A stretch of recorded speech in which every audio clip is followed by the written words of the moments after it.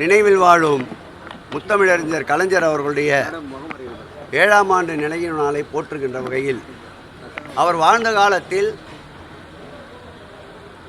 வாழ்வாதாரத்திற்கு தேவையானவற்றை தேடிக்கொள்ள முடியாத சூழ்நிலையில் உள்ளவர்களுக்கு உதவிட வேண்டும் என்பதற்காக அவர் கொண்டு வந்த பல்வேறு அற்புத திட்டங்கள், கண்ணொளி திட்டம், அதேபோல் மனிதனே இழுக்கின்ற அவலத்தை போக்க ரிக்ஷா வழங்குகின்ற திட்டம், மனநோயாளிகளுக்கான சிறப்பு திட்டம், மாற்றுத்திறனாளிகளுக்கு உண்டான சிறப்பு திட்டம், அவர் காலத்தில் துவக்கப்பட்ட மகளிர் சுயோதவி குழுக்கள் போன்ற அந்த பயனாளிகளுக்கு பயன்பெறுகின்ற வகையில் 10 நிகழ்ச்சிகள் என்று கிழக்கு மாவட்ட திராவிட முன்னேற்ற கழகத்தின் சார்பில் வடிவமைக்கப்பட்டு இன்றைக்கு 800க்கும் மேற்பட்ட மனநோயாளிகள் தங்கியிருக்கின்ற இந்த மருத்துவமனையில் அவர்களுக்கு ஒருவேளை உணவும், போர்வை மற்றும் சாப்பிடுகின்ற தட்டும், அவர்களை பராமரிக்கின்ற செவிலியர்கள், உதவியாளர்கள் 900 பேர்களுக்கு ஒரு புடவை, ஒரு பேண்ட், ஷர்ட் என்று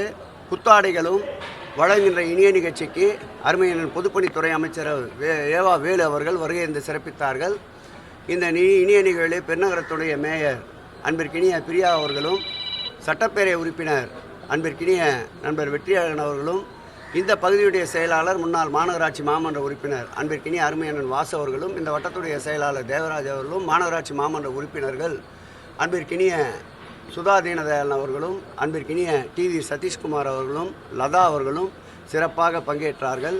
இந்த நிகழ்வு என்பது மனநிறைவான ஒரு நிகழ்வு என்பதிலே நாங்கள் பெருத்த மகிழ்ச்சி அடைகிறோம்.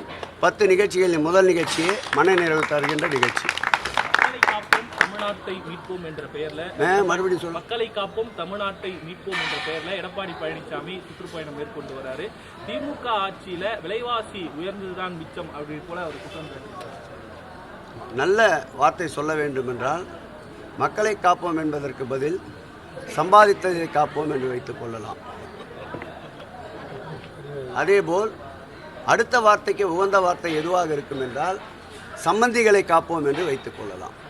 சம்பாதித்ததை காப்போம், சம்பந்திகளை காப்போம் என்ற தலைப்பிலே தான் அவருடைய பயணம் நடந்து கொண்டிருக்கின்றது.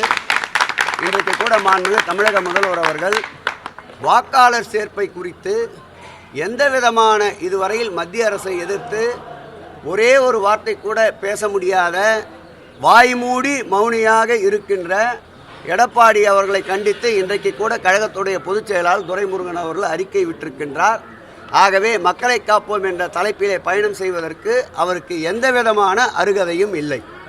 நாகேந்திரன் என்ன சொல்றாருன்னா 26ல் திமுக ஆட்சிக்கு வராது, எடப்பாடி தலைமையிலான இந்த பாஜக ஆட்சி தான் வரும்ன்ற மாதிரி சொல்றாரு.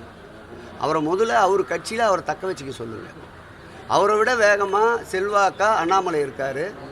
அண்ணாமலையை பீட் பண்ணுற வேலையை முதல்ல கையில் எடுக்க சொல்லுங்கள்.